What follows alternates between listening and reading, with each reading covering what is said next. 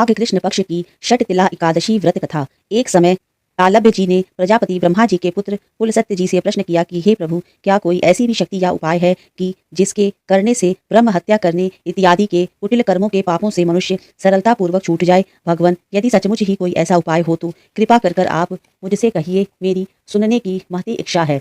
कुलसत्य जी ने कहा, हे महाभाग, तुम धन्य हो जो संसार के उपकारार्थ इस प्रकार का प्रश्न कियास्तु। अब मैं भी तुमको अत्यंत सुंदर देवताओं को भी दुर्लभ और जो अभी तक प्रकाश में नहीं आया वही पवित्र मनोवांछित फलों को देने वाला यत्न तुम्हारे सामने वर्णन करता हूँ। सावधान होकर सुनो। माघ मास के आरंभ होते ही नित्य कर्मों से निवृत्त हो स्नान आदि कर अपने आप को अत्यंत शुद्ध व पवित्र कर अपने मन और आत्मा को शुद्ध कर अपने इंद्रियों का भी दमन करके और काम क्रोध अभिमान ईर्षा पिशुनता इत्यादि को त्याग भगवान का स्मरण करता हुआ पुष्य नक्षत्र में गोबर को एकत्रित कर उसमें तिल और कपास मिलाकर के कंडे पाते और उनसे नित्य प्रति 108 हवन किया करे।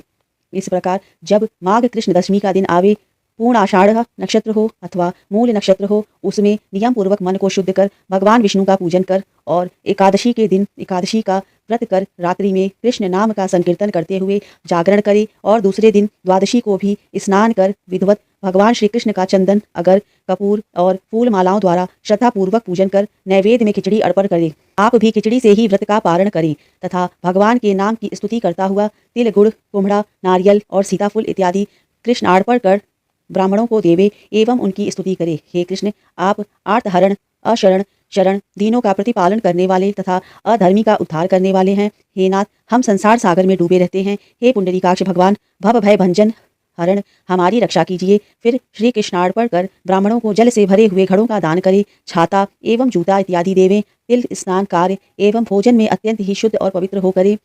तिल दान करने वाले को तिल के एक खेत में जितना तिल उत्पन्न होता है उतने वर्ष पर्यंत स्वर्ग में निवास करने को मिलता है। अस्तु।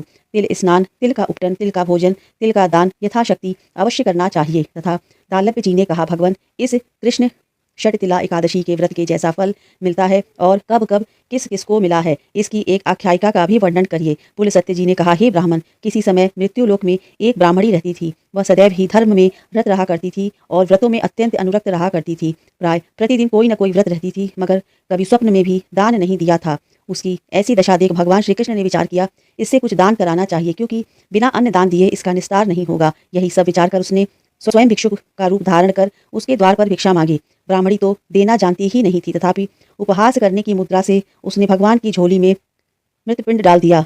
वे उसको ही लेके चुपचाप चले आए। कुछ दिन के बाद जब वह तापसी ब्राह्मणी लौकिक लीला समाप्त कर परलोक सिधारी तो उसी मृतपिंड के प्रभाव से उसे एक सूना भवन रहने को मिला। यह तमाशा देखकर वह चकराई और दौड़ती हुई भगवान श्री कृष्ण के समीप गई और कहा, भगवान, यह क्या व्यापार है? मैंने जन्म जन्मांतर व्रत और तप कर आपकी आराधना की है, आपकी सेवा में यथाशक्ति कोई भी कसर नहीं छोड़ी है, फिर यहाँ पर मेरा यह घर सब वस्तुओं से विहीन क्यों है?